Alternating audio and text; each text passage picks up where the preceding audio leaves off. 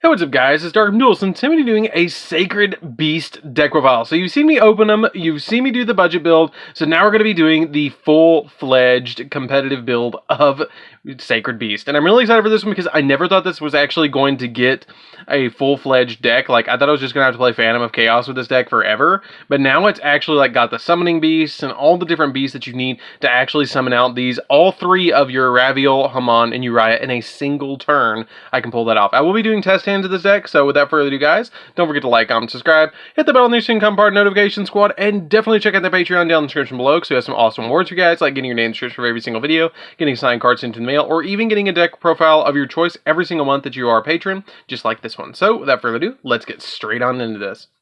So first off, we're going to be playing 2 copies of Raviel, the Lord of Phantasms. Now, it's not really ever a bad thing now to top deck one of these or add it to your hand or anything, because you have something in your deck now called the Chaos Summoning Beast that you can special summon them out. So it's not too bad to actually see them in your hand now. You actually want to see them now.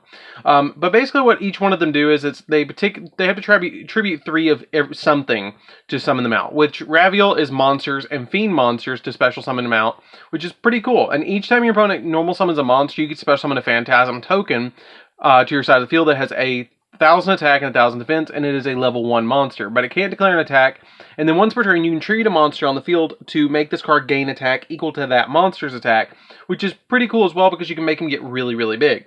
We then play a single copy of Raviel, Lord of the Phantasms, Simmering Scraper.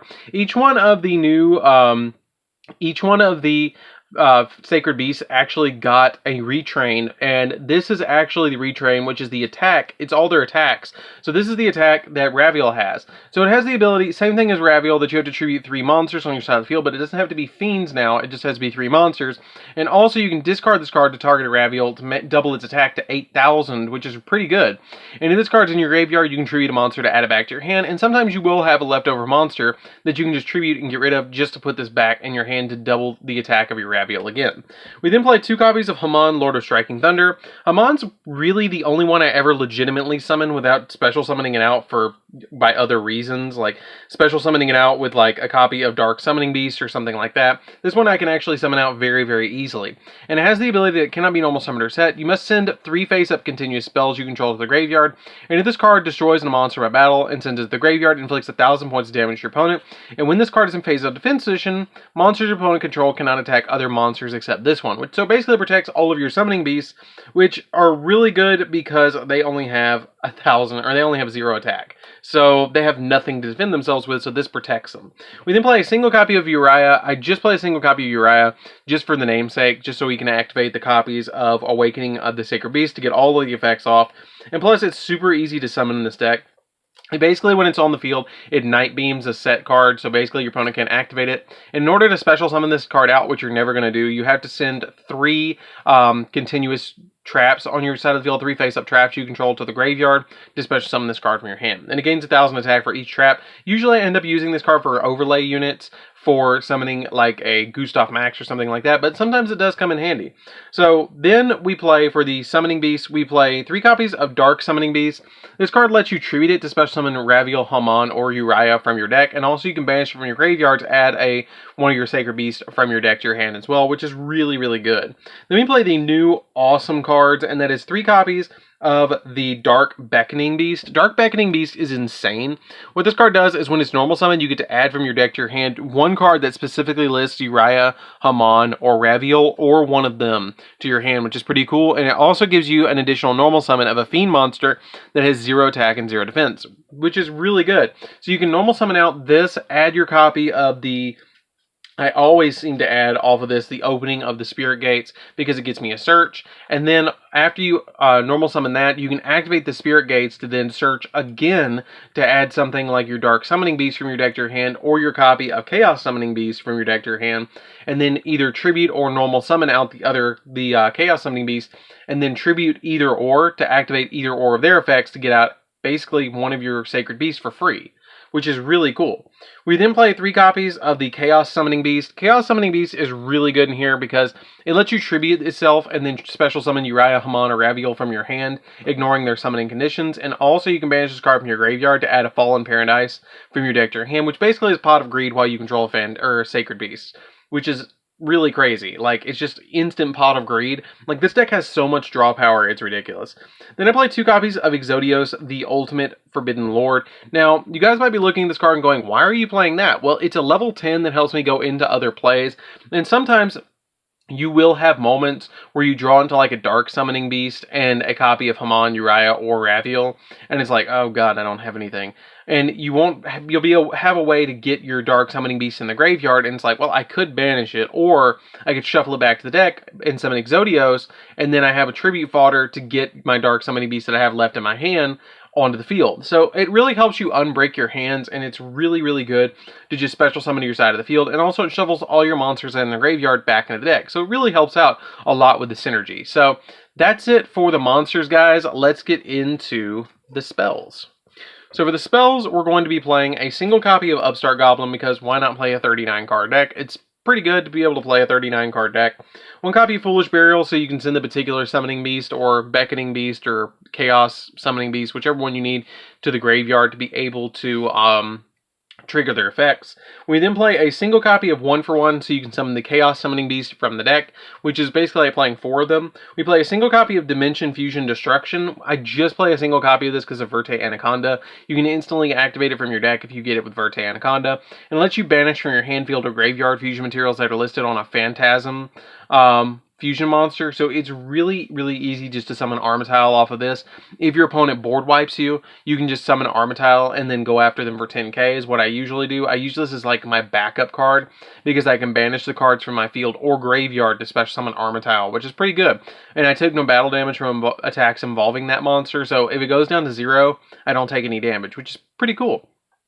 We then play 2 copies of Pot of Desires just to dig through the deck. Now, I'm not a big fan of Desires, as you guys probably know, but this card's really good in the deck to be able to dig through the deck and get exactly what you need as quickly as possible. And there's not a particular card that if you do banish it, that you're really kind of in a bad spot. You're kind of just trying to get to your Summoning Beast to search, and then go for the Sacred Beast and getting at least 2 to 3 of them out on the field, along with Awakening of the Sacred Beast is the way my build works. So this card's really good in the deck. We then play 3 copies of Allure of Darkness, plus this came in the structure deck, so you might as well have it. Then we play 3 copies of Allure of Darkness. Allure of Darkness is really good in here because it helps you dig through the deck again, and the majority of stuff is dark in the deck anyways. The only thing that's not dark is Hamon and Yugioh. Everything else is dark. I mean, you have a lot of targets for Allure of Darkness, and sometimes you will have a hand where you'll draw like 2 copies of Yugioh, and you'll be like, well, this sucks. And so you'll want to banish one of them with your Allure so you can get 2 cards out of it, so it doesn't really suck as bad. We then play 2 copies of Fallen Paradise. Basically, this card is the most insane field spell I've read in a long time. Your opponent cannot target the Sacred Beast or Armatile in your monster zone with card effects, and also those monsters cannot be destroyed by your opponent's card effects as well. That's pretty good.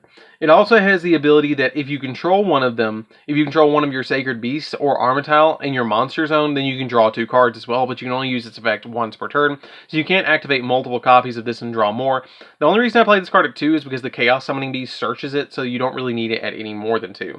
We then play 2 copies of Cerulean Skyfire. I love the name of Cerulean Skyfire. That's actually the attack of Hamon, which is really cool.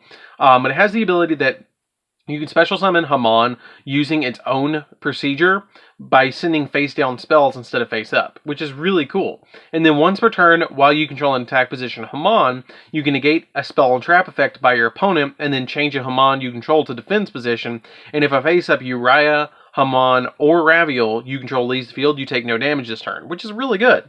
We then play 3 copies of Opening of the Spirit Gates, and I really don't think that if this deck was printed the way it was, if you didn't have this, the deck really still wouldn't work as well, but this card makes the deck just function so much better, and I love the fact that they have the Opening of the Spirit Gates, which is actually how they had, with the Shadow Riders, they had to gather all the keys to actually unlock the Spirit Gates to actually get to the copies of the Sacred Beasts, because they were locked away under Duel Academy, if you guys didn't know the lore.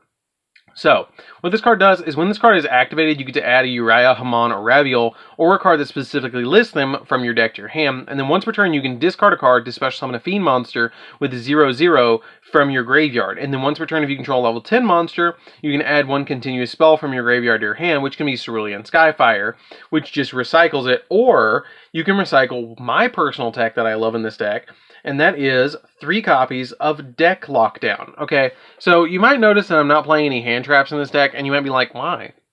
Well, they're not very beneficial to the actual deck because you're not able to use them to summon any of your sacred beasts. They're all either zombies or they're, Nibiru or stuff like that, and you're already summoning humongous monsters. And this deck can already play through some really good hand traps. I mean, it's not totally hard because if you draw into 2 searchers and a draw card, yes, 2 of your searchers might get negated, but you still have your draw card that you're able to pull off another play. So you have plenty of ways to actually play through hand traps. So the opening of what the deck lockdown does is neither player can add cards from their deck to the hand except by drawing them, and monsters cannot be special summoned from the main deck. That's totally fine. You might think, hey, that's counterproductive. It's not. You activate this at the end of your combo, and then you don't have to worry about your opponent adding anything from deck to hand. If you end with this and Awakening, they're locked. They can't do anything. So, the only downfall to this card is you send it to the graveyard during the second standby phase after it's been activated, which is not that big of a deal. You're usually going to attribute it to summon Haman anyways by then, so it's totally fine. So, that's it for the spells, guys. Let's get into the traps. So for the traps, we're only going to be playing 4, and there's 3 copies of Awakening of the Spirit Beast and a single copy of Skill Drain. So this card is insanely good, and Skill Drain is basically a 4th one of this. So basically what this does is for each Uriah, Haman, and Raviel, you have to have different names. It gains a different ability. So then one effect is each time your opponent normal or special summons a monster, you gain life points equal to that monster's. Really good. Then if you have 2 your Sacred Beasts on the field, then it negates any activated effect your opponent activates that's a monster effect. So like if they activate Ash Blossom, negated. They activate Nibiru, negated. If they activate any searcher like a Stratos, negated. You want to go first so you can actually activate this. And then the third effect is basically Macrocosmos. Any monster that's sent to your opponent's graveyard is banished instead. Anything they send, gone. And then Skill Drain is just negates all monster effects, which is pretty good. This is like an extra copy of the Awakening of the Sacred Beast. So really, really, really good. And I love both of these in the deck. So, and basically your Sacred Beasts don't have really effects on the field besides Raviel. The only one that really does is Raviel. Haman's alright, but the rest of them, like Uriah, in this particular build. So that's it for the traps, guys. Let's get into the extra deck. So for the extra deck, we're playing a single copy of Armital. Very simple card. Basically what it does is it goes to 10,000 on your turn and goes to 0 on your opponent's turn. That's all it does. We're going to get a retrain of this soon, and I think it's going to be really cool to actually get this monster out. But it's going to be like 2 sets away, so I figured I'd go ahead and do this. So then we play number 35, Ravenous Tarantula. Ravenous Tarantula is the unsung hero of the entire deck because of the Awakening of the Sacred Beast. You can gain insane life points off of Awakening, and then when you summon this, your monsters gain the difference between your life points and your opponent's life points. So basically, every monster that they summon on their side of the field, I'm going to gain life for that. And then once I do and summon Ravenous Tarantula, I can put out a monster that's easily 40,000 damage if they summon enough. I mean, I've done that. It's insane. It just depends on what you're playing with. You might not see that in test hands as much, but when you actually play with it, Ravenous Tarantula is a must-have in the extra deck. We then play the Train Engine, which is a Gustav Max, a copy of number 81, and a Juggernaut Libby. Basically, you just make these in order to attack your opponent for 6,000, burn your opponent for 2,000, and do all sorts of good shenanigans to OTK your opponent. So Yugioh, I play as a one-of. You can actually put really easily 3 monsters on the field, or 4 monsters on the field to instantly get this out. If you don't want to play Soryuj, you can play any other Link 4, but I like it for the draw power. Access Code Talker, again, I know a lot of you have been commenting down below and saying this card's really expensive. Yes, it is. But you can actually change it out for Boral Load, Boral Sword, whatever you feel like you need to play in Access Code Talker's place. It just helps me pop cards on the field, which is why I play it. We then play a single copy of Unicorn just to be able to bounce stuff, Phoenix to pop spells and traps, and Cerberus to pop monsters. Now, all of these are actually Access Code Talker targets, so that's why I play them as well. Underclock Taker is kind of like a throw-in card. I didn't really have another card to throw in this position, so if you have something else that you want to play, definitely play it in this position. But you can make it, and then increase your Sacred Beast and decrease your opponent's monsters, which is kind of cool. Verte Anaconda is a must if you're going to go for Destruction Fusion, which is, this card is insanely good. Link Rebo, because you play a lot of level 1s in the deck with the Chaos Summoning Beast. Your copy of Relinquish Anima, this is really good as well because you can gobble up an opponent's monster. And a copy of Salamangreat Alamirage. Now, Alamirage in here is insanely good because there's a quick combo that I'm going to show you. If you normal summon out like a copy of Dark Beckoning Beast, and you want to resolve in your graveyard, like, let me move these over and I'll show you guys what I'm talking about. And I'll show this probably in the test hands as well. If you have Alamirage in your extra deck, and you have a copy of your Dark Beckoning Beast, you can normal summon this out, and then if you have your copy of the Chaos Summoning Beast in your hand, you normal summon this out, and then search from your deck the Spirit Gates Awakening, or Spirit Gates, Opening of the Spirit Gates. Activate this, get your search off, and then you can link this away, summon the Alamirage, discard a card off of this, and then special summon it right back, because you have a legal target in the graveyard is this, but you don't have to target it. You can target the one that was in your hand after it's been sent. So then you normal summon this out, tribute it, and then summon your Sacred Beast. So that's a quick little combo for you guys on how to get out a really, really easy, just off of having these two in hand as Sacred Beast, which you guys will definitely see probably in the test hand. So that's it for the deck, guys. I hope you did enjoy it. It's a really, really crazy, fun deck. And for 30 bucks, it's not terrible. You can build a $30 budget build that I showed you guys previously. The only thing that I really added to this is like Allure of Darkness and the extra deck. And you don't use the extra deck all that much besides like Alamirage and a couple of random extra deck monsters. I think all I added was the Skill Drain, Deck Lockdown, Allure, and Yugioh. Like, there wasn't that much that I actually added this. So the deck is probably around 50 bucks, to be honest with you, to get everything. So for the main deck. So anyways, guys, this is DarkArmedDuelist. Don't forget to like, comment, subscribe, hit the bell next so you can become part of the notification squad, and definitely check out that Patreon down in the description below. And we'll see you guys in the next video. See you later, guys.